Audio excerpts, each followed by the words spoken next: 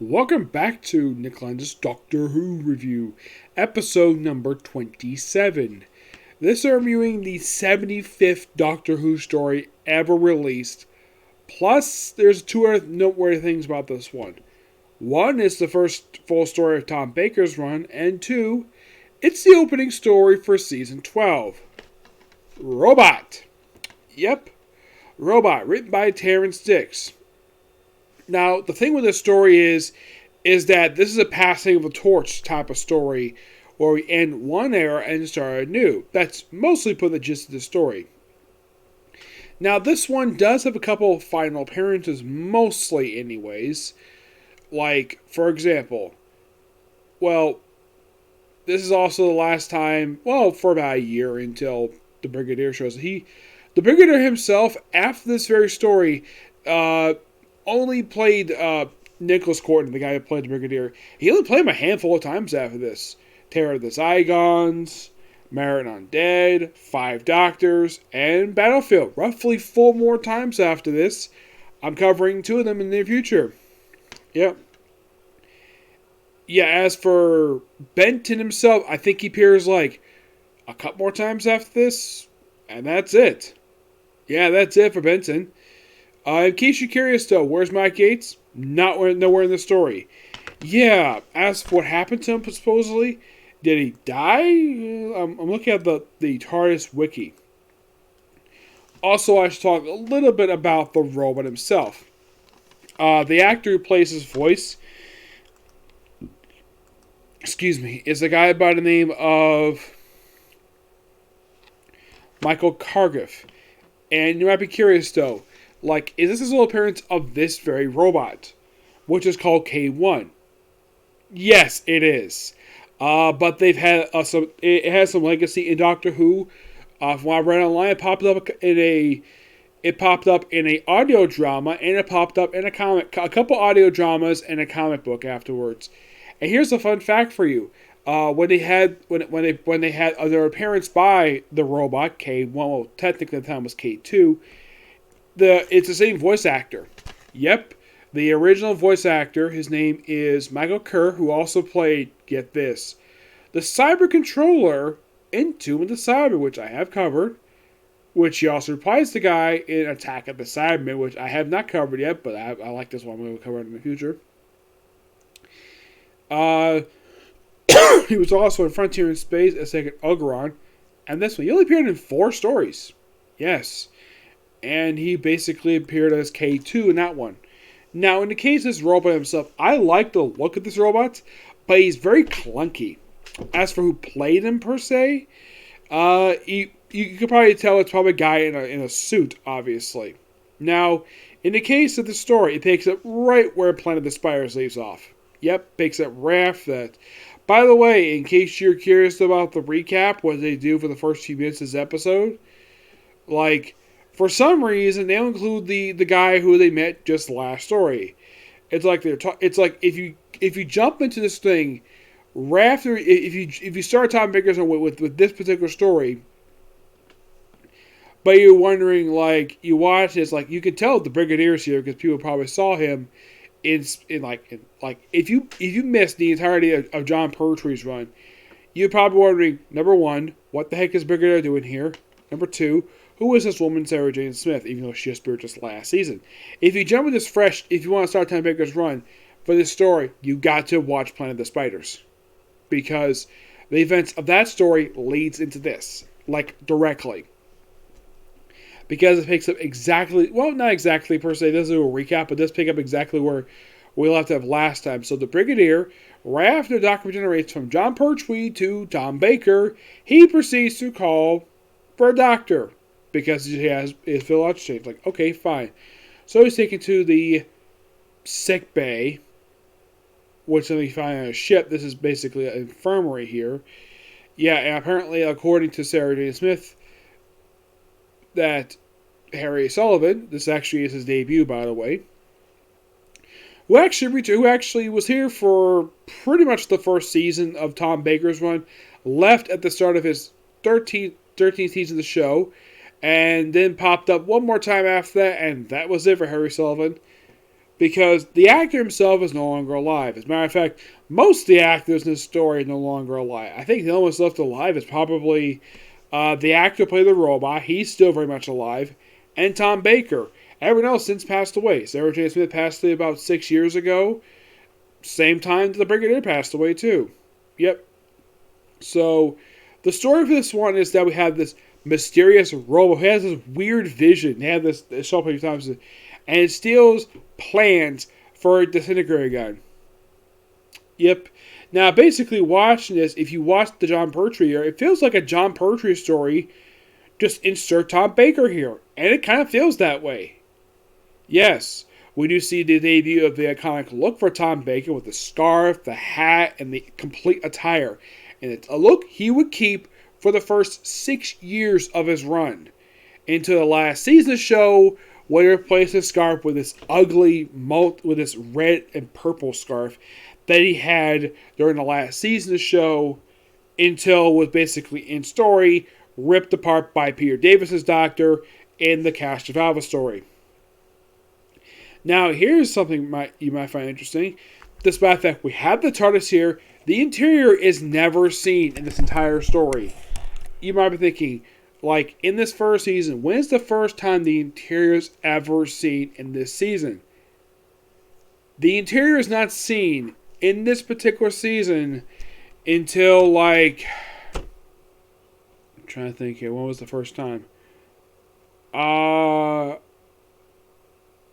Well, not until next season, because they never go to the interior, because that was something that John Pertwee is basically known for doing. Now, this story does have one last appearance something. The lab the Doctor used during John Pertwee's one. As far as I can tell, this is the last ever appearance of this lab. Because I do not remember it popping up in Terror of the Zygons, which was the next appearance of the Brigadier. Or the Android Invasion, which I'll cover that one in future when I get hands on it. So, basically, this robot's under control of this scientific, like, reform society who basically wants people to make sense. But the way they do it seems like a freaking cult, and they want to take over the world. Yeah, they basically made just a bunch of insane buffoons. And like, oh yeah, because we got operatives everywhere, we got basically do whatever we want. And at first, the guy who basically invents it's like, yeah, like, they're crazy. And then later on, oh yeah, he's working for them. And then he turns against them because apparently he doesn't want to destroy humanity. Yeah, the writing for him was a bit inconsistent per se. Also, this robot has a thing for knocking over boxes. Yay, boxes. Oh, look, a robot stumbling about. Oh, I knocked over a box. Oh, look, more boxes being knocked over. Yeah, the threat of this robot is laughable at best. But I like the appearance. I love the look for it. It's very classic and retro when it comes to Doctor Who.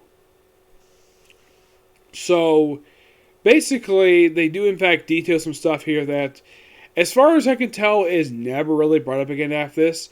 Like, for instance, there's this secret treaty made by the US, China, and Russia to have all their special destructor codes for these atomic missiles be kept in the hands of a neutral country. Which one is it? The United Kingdom, of course. Okay, that's interesting. Yep. I mean, I get why they have these three, because at the time, these three were the big superpowers. I mean, the UK after World War II took basically, like, take a step back, let the Americans run the world, along with the Russians and the Chinese. Yep. So basically, they steal these plans from a cabinet minister who just happened to have these plans. And they declare this guy to be enemy humanity. So send the clunky robot to kill him and steal his plans. Also use a laser he has to disintegrate a safe that's basically bomb-proof. I'm like, that's interesting. Yeah, and plus the weird angle of this thing is kind of weird. Where they actually show the interior of the safe instead of, showing the robot destroy the safe. Low budget, of course. Yeah, and you see some obvious special effects here that very some shortcomings, like, oh look, a tiny tank, and he gets destroyed by a robot with a disintegrator gun. It was like, bam, bam. Yeah, it just takes his long arm and just fires this damn thing. Yes, and here's the thing. Now, it's made. It is made by these people because they sold the plans. So first Sarah infiltrates them, finds out about the robot, gets killed by the damn thing. Harry Sullivan infiltrates, and Harry Sullivan, a lot of the time in the story, despite that gets his debut, by the way, he doesn't really do very much in the story. Like, mostly is there as, well, someone who does gather some info and then gets knocked out. But he does become sort of regular for the rest of the season. He leaves the start of the very next season of the show. I mean, aside from the fact the story here is also the last appearance of the Doctor's Lab from the John Pertwee run, this also was one of the last appearances of Bessie in the series. Well, the original Bessie, of course, because it did pop up for Battlefield, but I don't think it popped up for the rest of the unit stories that had... I don't remember if it popped up Terror of the Zygons or Angel Invasion. I do not remember if it did or not.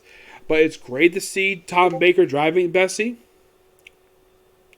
Oh yeah, I love it. I love the fact we actually get a chance to have him drive Bessie. It's not called Bessie, but my guess is that Tom Baker Doctor, he remembers, oh yeah, this car is mine, I'll drive it around. And by the way, its license plate still says, Who Won? Yes. Now, why is this referred to as Who Won? I don't know. Apparently, John Pertwee had a thing for driving cars. At least he's having silly experiments in here.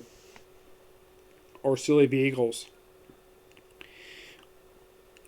And so, by the end of it, like, the bad guys are captured. None of them are killed. Like, the only one that's killed is the professor who invents the damn creature.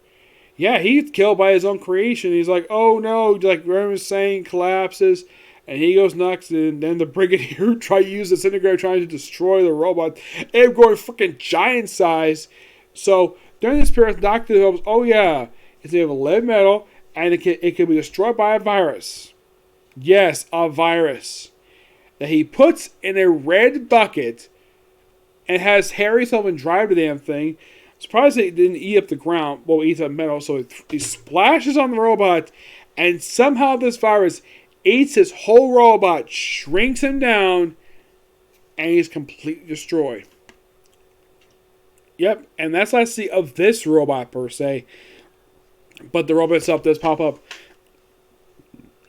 I mean, like I said in a few other stories. Mm-hmm.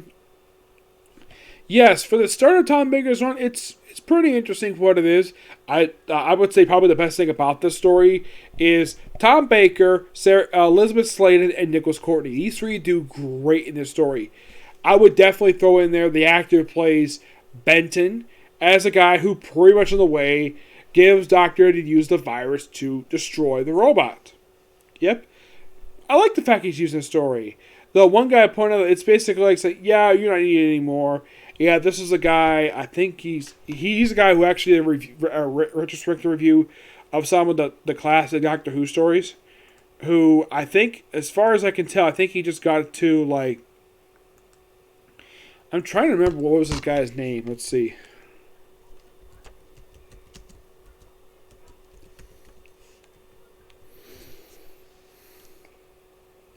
It was Clever Dick Films. That's the name of it. Yeah, he basically covered this one in his opening story. Mm-hmm.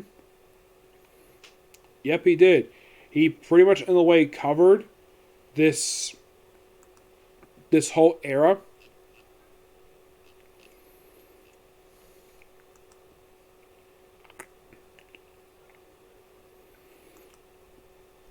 Yeah, he kind of in a way just covered bits and pieces of Tom Baker's era. But this is definitely a good start for it. The only other time I've seen this talked about was when Nash of Daredevil, he talked about this one too. So, it's still a good start, this particular run. I'm going to give this book roughly, this story, I'm going to give it a 9 out of 10. It's an odd start for a Doctor's run. I would probably say of the ones I've talked about so far, I mean, I've talked about, like, This is for first regeneration story for certain doctors per se. This is the third one I've covered because the first one I covered was Spirit in Space. Actually, no, scratch that. The first one I covered was Power of the Dalek. That was the first one I covered. And the second one was Spirit in Space. Then it was Cash of Elva. Now it's this one. Cash was weird, but at least was interesting at best. At least was advancing the story. This one just basically was like, okay, we're going to wrap this story, we're going to argue with the story, and then pass it to somebody else. That's basically just of this one. And it's only 4 episodes, which is quite short. And here's a fun fact for you. I own the entire 12th season of Doctor Who. Of course, this one, obviously, along with Ark in Space.